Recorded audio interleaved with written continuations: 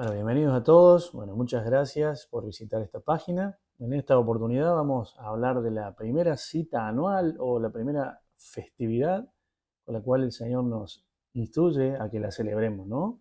Que nos congreguemos. Y tiene que ver con Pesaj, conocido también como Pascua, pero su significado original es Pesaj. ¿Por qué decimos Pesaj? Vamos a descubrir que por medio del diccionario Strong, que es un diccionario que nos permite entender las palabras en español y llevarlas a su raíz en el hebreo. Y vamos a conocer que lo que representa cada palabra es mucho más enriquecedor, ¿sí? En cuanto al conocimiento que nos va a dar de acuerdo a cada texto que podamos leer de la Biblia. En este caso, la palabra Pesaj, que se encuentra en el diccionario Strong con el número 6452, significa brincar, saltar, pasar y cruzar. La palabra cruzar tiene mucho que ver con eventos bíblicos que ya lo vamos a ir desglosando poco a poco. De acuerdo a lo que dicen las Escrituras en el libro de Éxodo, capítulo 12, versículo 23, nos dice: porque el Señor pasará hiriendo a los egipcios, y cuando vea la sangre en el dintel y en los dos postes, nuevamente pasará el Señor aquella puerta y no dejará entrar al heridor en vuestras casas para herir. Como dijimos al principio, Pascua o Pesaj es la primera de las santas convocaciones que el Señor nos dio, que nos instruyó en el libro de Levítico capítulo 23. Por supuesto, anterior a esto está la mención del día de reposo, también conocido como el día Shabbat, ¿sí? Así que bueno, dijimos Pesaj, cruzar, saltar, pasar. Así que lo que tiene que ver con esta palabra Pascua en realidad es la transliteración de lo que es la palabra Pesaj. Transliterar, ¿qué significa? Transliterar es reemplazar una palabra por otra que suena fonéticamente similar. Dice, de acuerdo a lo que dice en las Escrituras, en el libro de Levítico, capítulo 23, versículo 2, habla a los hijos de Israel y diles: las fiestas solemnes del Señor, las cuales proclamaréis como santas convocaciones, serán estas. Y el Señor detalla, ¿cuáles son? Ahora, la palabra fiestas, si nuevamente utilizamos esta herramienta que es el diccionario Strong para determinar qué significa, a dónde nos lleva, ¿no? Es la palabra Moadim en el hebreo y significa tiempos establecidos o tiempo señalado, santas convocaciones, también citas divinas. Así que lo que está diciendo el libro de Levítico en el capítulo 23 es: habla a los hijos de Israel y diles las citas solemnes, ¿sí? O las fiestas o el tiempo señalado o las santas convocaciones, ¿no? Es prácticamente es un llamado a compartir, a estar con el creador del universo, ¿no? Es una cita, así de la misma manera que nosotros eh, muchas veces citamos, ¿no? Con un doctor, por poner un ejemplo, ¿no?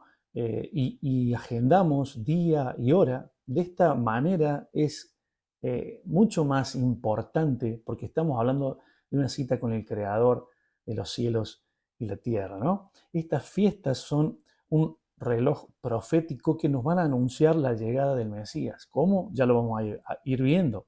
Pero desde la fundación del mundo, el Señor nos dio cómo identificarlas, cómo encontrar estas citas, estas fiestas, por medio de las lumbreras. De acuerdo al libro de Génesis, en el capítulo 1, versículo 14, nos dice así: dijo luego el Señor: haya lumbreras en la expansión de los cielos para separar el día de la noche y sirvan de señales. Vamos a identificar qué es esta palabra también, ¿no? Pero dice, y sirvan de señales para las estaciones, para días y años. Cuando habla de estaciones, una vez más cita la palabra Moed. Moed. Recién dijimos Moedín, que en realidad la palabra Moed, o sea, Moedín es el plural de esta palabra, ¿sí? Moed. Pero tiene que ver con, como dijimos, citas, tiempos establecidos, tiempo señalado, santas convocaciones. Como dijimos, hay una palabra también ahí que dice señales, dijimos, ¿no? El Señor dijo que haya lumbreras para separar el día de la noche y sirva de señales. Una vez más, vamos a ir al diccionario y en este diccionario la palabra en hebreo es la palabra ot, ¿sí? La palabra ot que significa marca.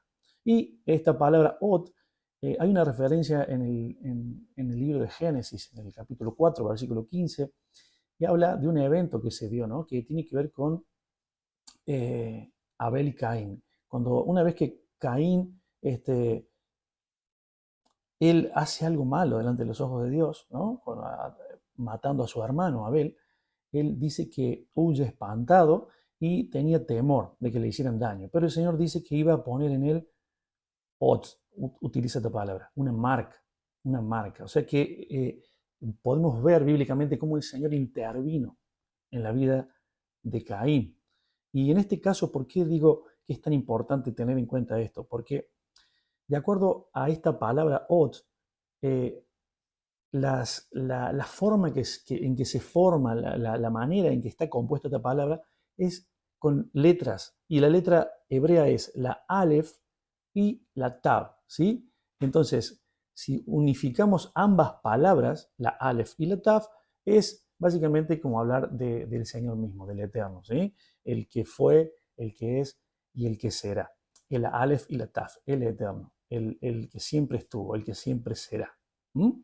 Y esto es saber que el Señor nos guía, es saber que estamos en sus sendas, es saber que estamos en las sendas antiguas, como bien menciona el profeta Jeremías, capítulo 6, versículo 16, que dice, así dijo el Señor, paraos en los caminos y mirad y preguntad por las sendas antiguas, cuál sea el buen camino, y andad por él, y hallaréis descanso para vuestras almas. Mas dijeron en ese tiempo, no andaremos. Es que a veces, incluso en este tiempo, se hace difícil seguir estas sendas, ¿sí? Muchos no quieren oír, muchos no quieren ver, pero es el mundo en el que nos toca vivir, en un mundo de tinieblas, en donde aquellos que tienen la luz tienen que aprovechar esa luz e ir y alumbrar. Entonces, bueno, como vimos en esta palabra, Ot, Aleph, Tav, se representa al Señor, Él interviene, así como en Caín, Él interviene en esto que tiene que ver con las señales, sirvan de señales. Esto tiene que ver con sus sendas, estás bien encaminado. Citas con el Señor, con el Creador del universo, para que celebres, para que conmemores. Entonces, en cuanto a esto que tenemos que venimos hablando, que tiene que ver con las lumbreras, dijo el Señor que nos dio el sol, nos dio la luna y nos dio las estrellas. El sol que nos va a anunciar las horas del día, la luna que nos va a marcar el día de cada mes y por último las estrellas que nos van a señalar los meses del año por medio de las constelaciones. Estas fiestas o estas santas convocaciones, como venimos mencionando, son semanales y son anuales. Hay una que es de convocación semanal, que tiene que ver con el día de reposo, que se cita en el libro de Éxodo, en el capítulo 20, versículo 8. Y después también tenemos otras 7 que son convocaciones anuales y se las nombro. En este orden va Pesaj, o también conocido como la Pascua, la fiesta de los panes sin levadura, que en hebreo es Hamatzot, la fiesta de las primicias, en hebreo Bikurim, también conocida como la fiesta de los primeros frutos, la fiesta de las semanas, en hebreo Shavuot, que también es conocida como Pentecostés.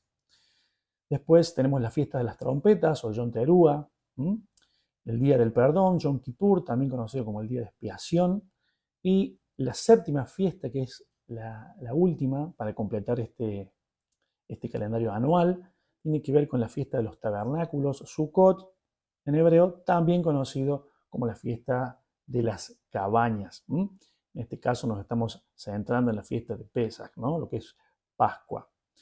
Es importante mencionar que 4 de estas 7 fiestas, el Señor cuando vino en su primera venida ya las cumplió. Sacrificio de Pesach o Pascua, ¿sí? El Señor sacrificó en la cruz, panes sin levadura, que es el cuerpo sin el pecado, cuando el Señor estuvo 3 días y 3 noches bajo la tierra. Después la fiesta de los primeros frutos, que tiene que ver cuando Él se presenta al Padre. Miriam de Magdala, como se conoce en el hebreo, o María Magdalena, como la conocemos nosotros, una vez que fue al sepulcro y lo vio al Señor resucitado, quiso tocarlo y el Señor le dijo, no, no me toques que todavía no me he presentado al Padre, porque era la primicia, los primeros frutos, la primicia de los resucitados, el primero en resucitar. Así que después la otra fiesta que se cumplió fue en la fiesta de Pentecostés, ¿sí? Cuando derramó del Espíritu del Señor, ¿no? Y las otras tres fiestas son las fiestas que todavía no se han cumplido, pero que se han de cumplir en su segunda venida, que tiene que ver con la fiesta de trompetas, cuando Él venga, ¿sí? A establecer su reino, la fiesta de Yom Kippur, que es el juicio que va a haber para el mundo entero, ¿no? En donde el Señor va a juzgar al mundo por sus obras y demás, ¿no?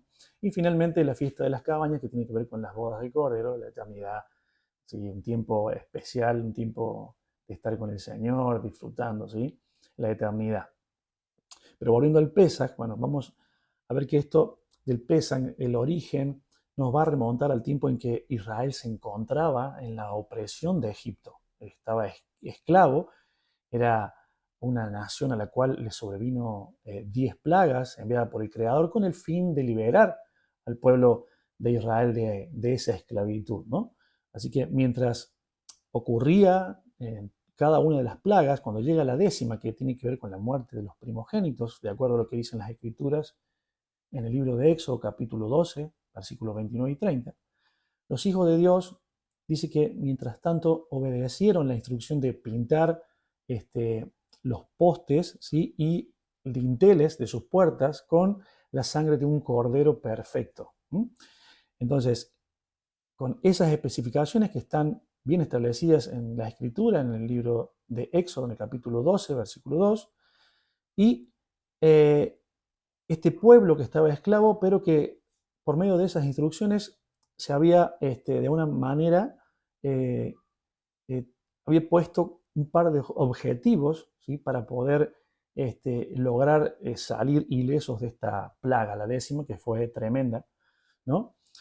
Entre esos objetivos, el primero de ellos fue lograr que esta décima plaga no tocara el hogar de cada familia y sus familias ahí dentro, ¿no?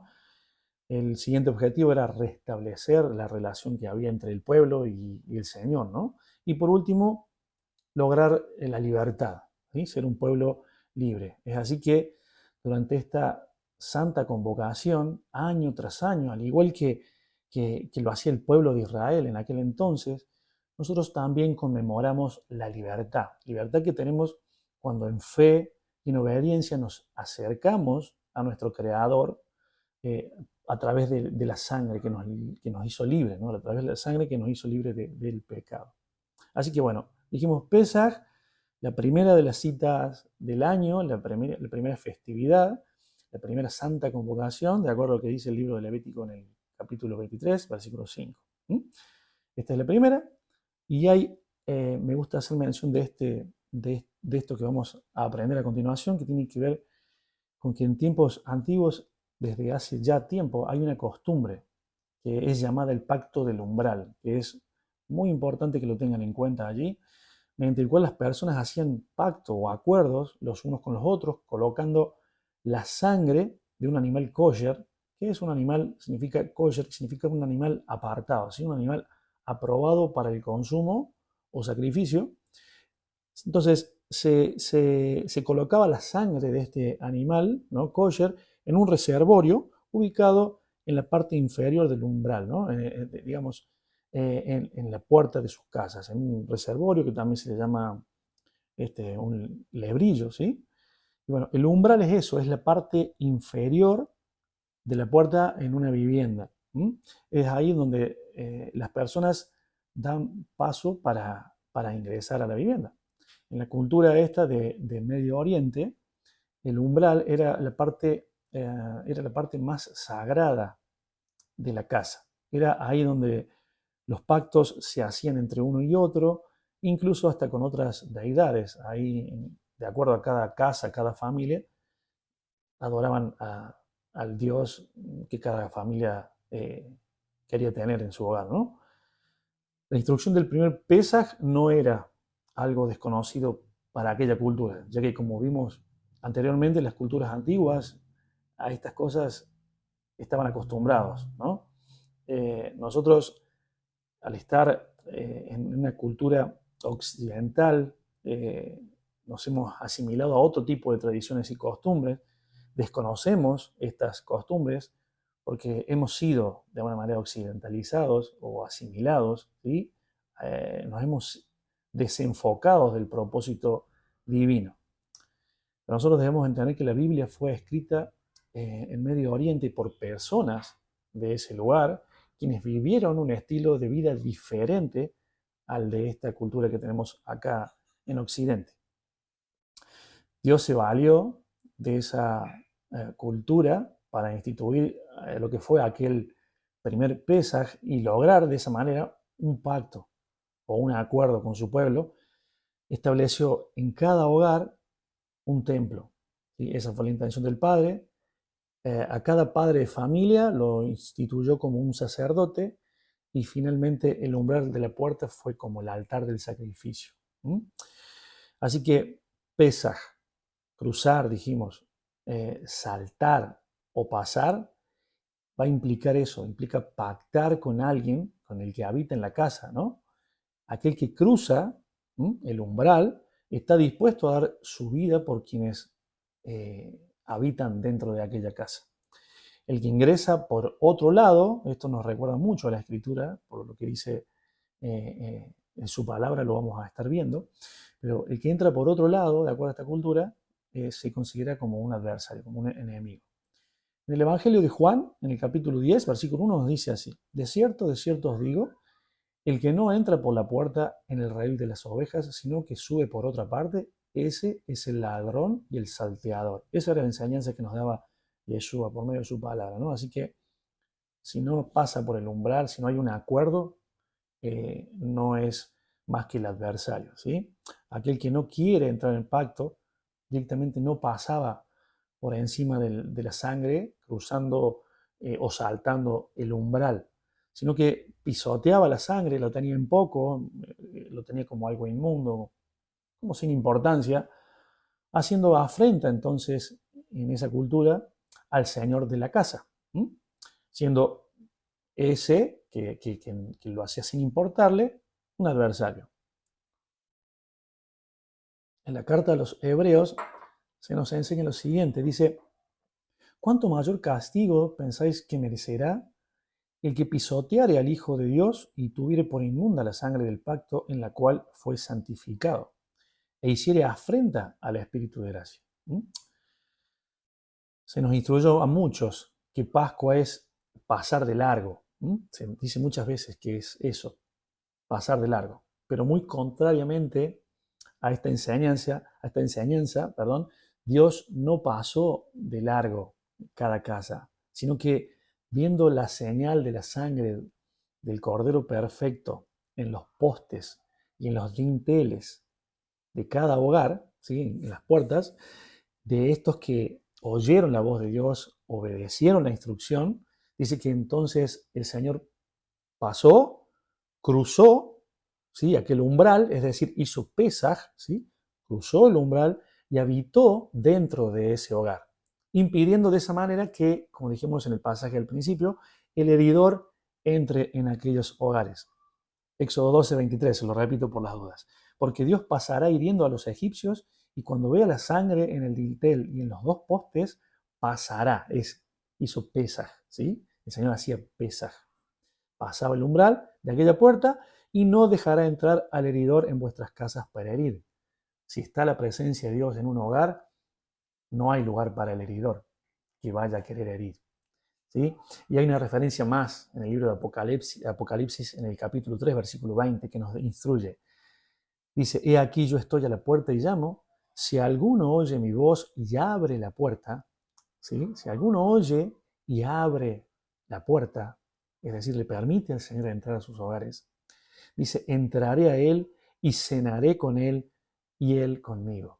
Así que si hay presencia del Señor, si el Señor está invitado en mi hogar, no hay lugar para el enemigo para que entre a herir. ¿Mm? Vamos a seguir con la segunda parte, ¿sí? Que tiene que ver con cómo se celebra Pesaj y cuándo se celebra Pesaj. Así que bueno, te invito a que veas el siguiente video. Nos vemos en la segunda parte. Shalom, bendiciones. Chao, chao.